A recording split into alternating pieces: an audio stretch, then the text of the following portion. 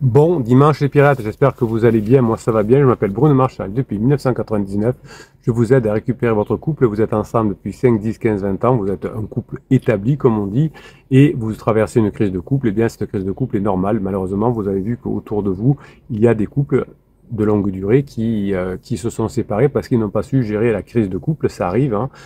Vous êtes entre de bonnes mains, vous êtes tombé sur cette team, cette communauté des pirates, et vous avez à en afficher plus de cette vidéo, un catalogue de 200 formations, mais pas que, puisque ce catalogue de 200 formations, il est déjà puissant, mais pour que vous puissiez récupérer votre conjoint, vous aurez également la possibilité de passer en phase 4 évidemment, et vous aurez tout un écosystème autour de ces formations, le canal Telegram où je vous mets la journée des textes et des petites vidéos pour vous aider à mettre en application ce que vous apprenez dans les formations. Vous avez le groupe Facebook des pirates qui vous aide également à mettre en application ce que vous avez appris dans les formations. Les pirates les plus avancés, ceux qui ont déjà récupéré leur conjoint, peuvent vous aider à mettre en application ce que vous allez apprendre dans ces fameuses formations. Vous pouvez parler aussi avec les pirates, bien sûr, en commentaire de ces vidéos, dans cet écosystème, le Telegram.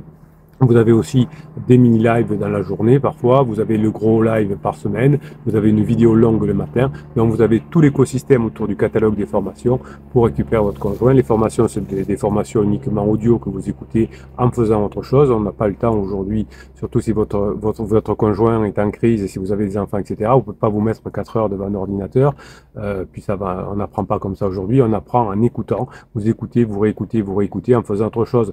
Alors ne sortez du truc, moi je suis un visuel, etc. Ça, c'était les vieilles méthodes de PNL. On n'est pas visuel, on n'est pas auditif. On peut apprendre, vous écoutez, vous vous immergez comme pour une langue finalement, et vous apprenez à récupérer votre conjoint. Parmi les 200 formations de catalogue, dans le catalogue, vous aurez évidemment énormément de choses à régler avec vous, mais vous pourrez trouver des solutions. Donc vous avez beaucoup aimé la formation la formation de cette semaine qui s'appelle Comment récupérer son conjoint même quand il est parti, c'est la version 2. Il y a quelques années, je vous avais fait la première version, vous aviez adoré.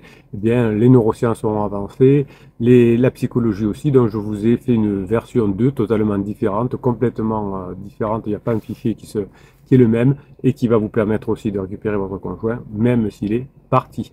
Vous avez aimé la formation de cette semaine, vous avez aussi aimé la vidéo que je vous ai fait hier sur l'explication de la crise de couple, et vous m'en avez demandé toujours plus. Donc, bah, voilà, le capitaine, il est là pour vous aider. Si vous en avez encore besoin, eh bien, je vous en donne encore plus. Je vous ai préparé évidemment pour cette vidéo encore des informations différentes, puisque les crises de couple qui sont à l'image des tempêtes qui arrivent en mer, hein, si vous êtes sur le bateau des pirates, vous savez que parfois ça secoue. Eh bien, la tempête est arrivée sans crier gare. Évidemment, elle a bousculé vos certitudes, elle a déstabilisé vos fondations et elle vous a jeté dans un tourbillon d'émotions contradictoires. Vous êtes en souffrance, le capitaine est là tous les jours pour vous aider parce que je sais que c'est très dur. Lorsqu'une crise éclate après plusieurs années de vie commune, vous avez été confronté avec votre conjoint à un paradoxe. La familiarité qui autrefois réconfortait devient une prison. Votre conjoint ne veut plus être avec vous, votre conjoint ne veut plus être près de vous. Il a besoin d'air frais, il a besoin d'un appel irrésistible et il croit que ce besoin de réflexion, ce besoin de respiration est évidemment quelque chose qui va passer par votre rupture. Heureusement que vous allez savoir gérer cette situation, sinon comme d'autres personnes autour de vous, vous auriez même pu divorcer. Donc il est difficile effectivement d'anticiper cette tempête ou de savoir comment réagir quand elle frappe, parce que quand on est en phase de sécurisation, la phase 2, on ne sait jamais vraiment questionner sur le couple, comment ça fonctionne, etc. Et aujourd'hui, votre conjoint vous a dit qu'il vous aimait plus, votre conjoint est peut-être même déjà parti, et vous allez quand même sauver votre relation en pleine tourmente. Vous allez sortir de l'angoisse et de l'abandon. Comment? Eh bien, en travaillant sur vous, en apprenant à le faire. Évidemment, vous avez commis pas mal d'interdits au départ. Hein, vous étiez très en colère contre votre conjoint, et on le comprend. Vous avez un sentiment de trahison, de peur, d'abandon, toutes les blessures de l'enfance que vous n'aviez pas eu l'occasion de travailler jusqu'à maintenant.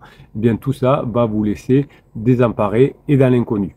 Le sentiment de vertige peut être paralysant, d'autant plus que les réponses traditionnelles, telles que le dialogue ou la recherche de compromis, ne sont pas efficaces. Hein. Si vous avez des coachs qui vous ont proposé ça, ça marche pas. Hein. Le renforcement de la communication, les choses comme ça, les trucs de base, ça fonctionne pas. Évitez aussi, s'il vous plaît, la thérapie de couple pendant une crise de couple. C'est mortel, voilà, parce que c'est pas fait pour ça. Une thérapie de couple, c'est éventuellement pour améliorer un bout de communication qu'on n'arrive pas à bien faire, mais c'est pas fait pour se réconcilier, à moins, évidemment, que les deux disent, voilà, bonjour monsieur le thérapeute, on a un objectif commun, c'est d'améliorer notre relation de couple, notre communication, on va vous expliquer comment on fonctionne, aidez-nous à mieux fonctionner. Là, ça vaut le coup. Mais si c'est pour un pour dire, moi je veux divorcer, l'autre pour essayer de convaincre qu'il ne faut pas divorcer, eh bien ça finit de toute façon en live, parce que si le thérapeute dit à votre conjoint, mais réfléchissez un petit peu, vous allez faire du mal à vos enfants, par exemple, votre conjoint ne devra plus aller voir le thérapeute qui ne comprend rien. Et si le thérapeute dit, vous savez, il faut accepter la rupture, monsieur, madame, votre conjoint veut divorcer, il faut accepter. Donc votre conjoint l'a dit, oui, t'as vu, il a dit, hein, tu vois, tu fais de l'opposition. Donc de toute façon, quoi que dira le thérapeute, ça se retournera contre vous. Donc c'est un interdit formel de faire une thérapie de couple pendant une crise de couple, comme un médecin ne va pas vous opérer tant que vous êtes en crise aiguë. Il va d'abord laisser tomber la crise aiguë et ensuite il va pratiquer les soins nécessaires, l'opération par exemple. Donc, votre crise de couple ne va pas résoudre simplement des ajustements de surface, comme vous pourriez faire dans une simple thérapie. Voilà, on s'entend bien déjà, mais on aimerait un peu améliorer les choses, on aimerait savoir comment on peut mieux faire les choses, mais ce que vous allez apprendre ici sur cette chaîne, c'est ce qu'il faut faire, c'est-à-dire une transformation profonde et pas juste une amélioration de surface pour améliorer la phase 2, il faut une transformation profonde, c'est-à-dire aller en phase 4. C'est impératif de reconnaître que votre crise n'est pas une défaillance du couple, mais c'est un signe que quelque chose a évolué et quelque chose qui doit être repensé. C'est pas juste une défaillance, c'est un point de soulèvement vers quelque chose. Donc comment faire face à ce bouleversement sans sombrer dans des solutions faciles, superficielles et contre-productives? Eh bien, c'est ce travail sur soi, cette remise en cause, cette compréhension du fonctionnement de l'être humain et du couple qui va vous permettre de revenir avec votre conjoint. Évidemment, au début, on peut être rassuré par des situations bébêtes en disant vous allez faire une thérapie de couple et ça va fonctionner. Eh bien non, on n'est pas dans la profondeur. Pour traverser la tempête, il faut profiter de cette tempête, de cette phase 3 pour passer en phase 4. Pas juste pour replater un petit peu, on passe dans une phase suivante. Donc finalement, si vous avez des solutions qui sont trop simples, elles vont échouer à résoudre les tensions profondes, parce que pour les tensions profondes, le passage en phase 4, ce n'est pas des solutions simples qui fonctionnent, mais vous allez aller sur les fondations de votre couple, c'est-à-dire le passage, un vrai passage en phase 4. Si vous êtes sur la thérapie, sur la lettre magique, sur le fuis-moi je te suis ou des choses comme ça, vous allez rester sur la vague des choses, c'est-à-dire sur les symptômes plutôt que sur le fonctionnement du couple. Le couple doit aller en phase 4, donc on ne doit pas juste gérer des symptômes qui ne marchaient pas bien en phase 2, on va en phase 4. Souvent, quand vous êtes un bébé pirate, vous dites « Oui, mon conjoint m'a reproché que je n'étais pas assez proche de mes enfants. Ah, maintenant, je vais voir mes enfants tous les jours. » Ben oui, mais c'est pas ça. C'est pas les symptômes qu'il faut choisir. C'est passer en phase 4, passer dans cette phase suivante, vous allez être heureux. On ne replâtre pas, on ne convainc, comment dirais-je, on ne revient pas sur le passé, on avance. Parfois, vous me dites « Ah, mais Bruno, avant, mon conjoint me dit que je lui offrais jamais des fleurs. Maintenant, je lui offre toutes les semaines. » Ça marche? Non, elle me dit qu'elle n'aime pas. Ben non, évidemment, on ne va pas corriger les symptômes du passé, on va aller vers la phase 4. Donc, si vous faites une correction juste des symptômes du passé, c'est une approche qui va faire que vous allez couler encore plus, parce que votre conjoint vous dira « Ah, mais c'est trop tard maintenant, il fallait le faire avant. » Donc, vous, ce que vous allez faire, c'est pas corriger le passé, mais vous allez utiliser votre crise de couple comme une opportunité de transformation pour avoir ce défi d'aller en phase 4. Donc finalement, vous devez apprendre dans les formations à réduire l'angoisse de la situation. C'est pas si grave que ça. Si vous avez compris comment vous allez aller en phase 4, vous allez sauver la situation. Si vous restez dans les angoisses et dans le fonctionnement de la phase 2, comme des couples autour de vous, vous pourriez même vous séparer. Alors, on n'en est pas là. Vous êtes entre de bonnes mains dans les formations et avec les pirates. Mais si vous avez, vous voulez revenir sur la phase de sécurisation, si vous avez peur, si vous êtes en colère, eh bien, vous allez avoir des réactions instinctives qui vont vous faire couler. Vous allez vouloir contrôler votre conjoint et votre conjoint veut de la liberté. N'essayez pas de contrôler votre conjoint. Amenez-le à passer de bons moments avec vous en phase 4. Donc, sinon, vous allez aggraver la situation. Donc les méthodes qui sont basées sur la manipulation, vous savez, le fuis-moi je te suis, le silence radio sont encore pire évidemment, eh bien vous allez sortir de la dynamique du pouvoir toxique, hein. La manipulation c'est un pouvoir toxique, le silence radio c'est un pouvoir toxique, le fuis-moi je te suis c'est un pouvoir toxique, qui vont éroder la confiance de votre conjoint, ce qui est exactement l'opposé de ce qu'il faut faire pour restaurer la relation saine et passer en phase 4. Donc finalement, votre plus grande difficulté pour passer en phase 4 sera de mettre en application les formations et de gérer vos émotions. Lorsque votre conjoint est en crise, vous allez vous trouver au départ désemparé, tiraillé entre le désir d'aider votre conjoint et l'incapacité de comprendre les véritables besoins de l'autre. Vous allez être aussi tiraillé par les mauvais conseils qui disent oui mais t'es trop paillasson, tu devrais pas te laisser faire, etc. Vous avez une formation qui s'appelle ni hérisson ni paillasson qui est extraordinaire. Donc vous allez, à force de recevoir des mauvais conseils, vous allez sombrer parfois dans des émotions négatives telles que la peur, la colère ou la tristesse qui vont prendre le dessus. Ici, on va rebrancher le préfrontal avec les formations. On va avoir une réflexion rationnelle, une prise de décision éclairée qui va créer avec votre conjoint à nouveau des bons moments et des émotions positives. Avant de commencer les formations, vous étiez dans une confusion émotionnelle qui rendait difficile l'identification des véritables causes de la crise. Vous apprenez au fur et à mesure à comprendre comment fonctionne cette crise et vous avez en plus vous êtes en train d'apprendre des stratégies efficaces pour la surmonter. Alors, ce n'est pas des manipulations, les stratégies, c'est des méthodes pour passer dans la phase suivante. Donc, plutôt que d'apaiser la tempête en étant gentil, paillasson ou je ne sais quoi, vous allez apprendre à naviguer avec la tempête. Les neurosciences qui composent essentiellement nos formations vous révèlent que votre cerveau va réagir de manière instinctive aux crises en déclenchant des réponses de fuite ou de combat. Les réponses ne sont pas adaptées aux crises relationnelles. La manipulation, la fuite et le combat ne sont pas adapté ni aux crises relationnelles, ni à la crise existentielle de votre conjoint, si toutefois elle est en crise existentielle. Donc, il est nécessaire de reprogrammer, notez bien, reprogrammer vos réponses émotionnelles pour éviter les comportements destructeurs basés sur les interdits.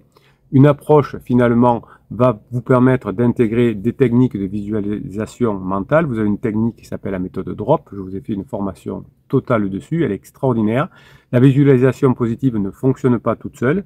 Il faut que vous la mettiez avec autre chose. C'est expliqué dans la formation DROP. C'est pour ça que vous avez peut-être des coachs qui vous expliquent de visualiser une situation que ça marche pas, que genre la loi de l'attraction, etc. Et vous êtes déçu parce que ça fonctionne pas, parce qu'il manque quelque chose. Et je vous l'explique dans la formation visualisation DROP, méthode DROP. Je ne vais pas vous la détailler ici. Elle est très puissante. Donc vous allez voir la crise non pas comme un mur infranchissable, mais c'est un pont. La crise est un pont vers la phase 4, c'est un pont vers une version améliorée de vous-même, c'est un pont vers la version améliorée de votre relation. Vous allez changer de perspective, vous avez une formation d'ailleurs qui s'appelle changer de paradigme, vous allez comprendre que grâce à la crise, vous allez être dans une situation beaucoup plus confortable, beaucoup plus agréable après la crise qu'avant. Vous allez effectivement embrasser la crise maintenant comme une opportunité de réinvention personnelle et collective avec votre conjoint. Au lieu de tenter de restaurer l'ancien équilibre avec le silence radio, avec la manipulation, vous allez créer un nouveau cadre de référence pour la relation. Mais pour créer ce nouveau cadre de la relation, il faut discuter avec son conjoint, il faut rigoler, il faut plaisanter, il faut avoir de la communication. On ne peut pas dire je fais un fuis, moi je te suis, je te fais une fuite. Vous ne pourrez pas. Si vous fuyez, ça va pas aller. Si vous vous affrontez, ça va pas être possible de créer le nouveau cadre de référence. Donc vous allez passer par une remise en question de vous-même, mais aussi une remise en question des attentes et des rôles traditionnels du couple. Le couple n'est pas fait pour rester en phase 2, mais va pouvoir petit à petit aller vers la phase 4. Donc je mets en place dans les formations souvent un concept de résilience relationnelle. Hein. C'est quelque chose que vous n'entendez pas ailleurs. Vous avez entendu le mot relation, vous avez entendu le mot résilience, mais pas forcément le mot de résilience relationnelle. Il ne s'agit pas seulement de survivre à la crise, mais d'en sortir plus fort et plus connecté. Les couples qui ont réussi à revenir ensemble, grâce au travail des pirates, il y en a des milliers depuis 1999, ils ont réussi cette transformation, mais ils ne sont jamais revenus à la situation d'avant la phase 2. Les pirates qui ont réussi, ce sont ceux qui sont parvenus à créer un nouveau récit commun, une nouvelle phase de leur couple, où chaque partenaire a trouvé finalement un espace pour grandir. C'est pour ça que les pirates reviennent ensemble et que le partenaire qui était en crise ne regrette jamais d'être revenu ensemble parce que grâce au travail du pirate, il y a une création d'espace pour grandir qui est là et qui est présente. Donc finalement, vous allez devoir accepter le désordre, le chaos. Les crises par leur nature même sont des moments de chaos et de rupture. Ça peut devenir une rupture de couple, mais vous allez transformer cette notion de chaos et de rupture dans la rupture de l'ancien fonctionnement du couple. Votre conjoint veut rompre, tout simplement, et vous allez transformer une rupture avec votre ancien comportement et le comportement du couple. Donc votre conjoint aura bien une rupture, mais pas une rupture avec vous, une rupture avec l'ancien fonctionnement. Donc accepter ce désordre et même y plonger permettra de découvrir au fur et à mesure des formations des aspects insoupçonnés de vous-même, de votre conjoint et du couple. Cette acceptation du fait qu'il faut se mettre au boulot ne signifie pas de se résigner dans la souffrance, mais se mettre au boulot, c'est une opportunité de transformation profonde. Donc c'est dans le chaos que naissent les nouvelles perspectives, et c'est en s'abandonnant dans l'inconnu et en bossant dur que vous allez pouvoir réellement découvrir ce que la relation est capable de devenir. Alors je vous offre quelques petits exercices ici. La visualisation d'un pont. Alors, c'est pas la méthode drop, mais vous allez voir, c'est un exercice qui est sympa. Vous fermez les yeux, vous imaginez la crise comme un pont suspendu entre deux falaises. De l'autre côté du pont se trouve la version future de votre relation, la phase 4, plus épanouie et plus forte. Vous visualisez traversant ce pont ensemble avec votre conjoint, en surmontant bien évidemment des obstacles, puisque ce sera un pont avec des obstacles. Quels sont les défis que vous allez rencontrer sur ce pont? Qu'est-ce que vous devez abandonner du passé? Qu'est-ce que vous devez apprendre? Ce sont ces défis. Qu'est-ce que je dois apprendre pour surmonter cette crise? Cet exercice vous aide à voir la crise sous un angle transformateur et ça vous aide à apprendre exactement ce que vous devez apprendre. Pendant une semaine, tenez un journal où vous notez chaque moment de désordre, de chaos que vous ressentez dans votre relation. Ne cherchez pas à la corriger par de la manipulation ou de la corriger par des choses simples pour juste corriger le symptôme. Ne cherchez pas à juger votre conjoint. Au contraire, observez simplement, notez ce que vous apprend ce désordre sur vous-même, sur votre partenaire, sur votre couple. À la fin de la semaine, par exemple, relisez vos notes. Identifier des thèmes récurrents et quelles sont les nouvelles perspectives qui vont émerger de ces moments de désordre. Vous allez le coupler avec ce que vous avez appris dans la formation, par exemple, comment se passe la phase 4. Prenez un moment pour réfléchir quel sera votre nouveau rôle dans votre couple dans la phase 4 et vous allez petit à petit l'endosser. Vous pouvez même imaginer quel sera le rôle de votre conjoint, comme ça vous commencez à le préparer. Évidemment, vous allez avoir un nouveau rôle dans votre relation, un rôle plus léger, plus agréable. On n'est plus dans cette phase de sécurisation, où cette redéfinition de votre rôle est basée non pas sur ce que vous faisiez auparavant, c'est donc non pas... Mon conjoint m'a dit que je faisais pas assez de cadeaux, j'en fais. Donc non, non, non, non. Vous ne vous basez pas sur ce que vous faisiez ou vous ne faisiez pas auparavant, mais sur ce que vous aspirez à devenir dans cette phase 4. Vous allez réfléchir à ces nouvelles définitions. Vous pouvez les partager avec les autres pirates d'ailleurs dans le groupe Facebook et vous explorer comment vous allez coexister harmonieusement dans votre relation future avec votre conjoint. Et ça, vous allez voir que c'est génial. Donc les crises de couple sont effrayantes au départ. Vous avez même des personnes autour de vous qui ont échoué, qui se sont séparées. Mais la crise de couple, vous savez que ce n'est pas une fin en soi, c'est un point de départ pour une nouvelle dynamique, la phase 4, où vous et votre partenaire, vous allez découvrir un nouvel aspect de l'autre et de la relation.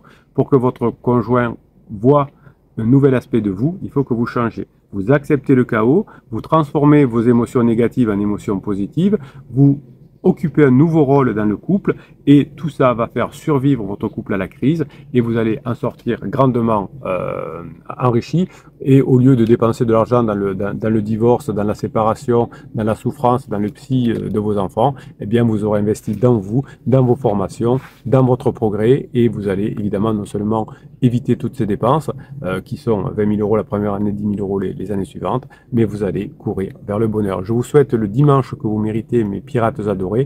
Vous êtes des bosseurs et c'est pour ça que je vous kiffe et que je vous kiffe grave.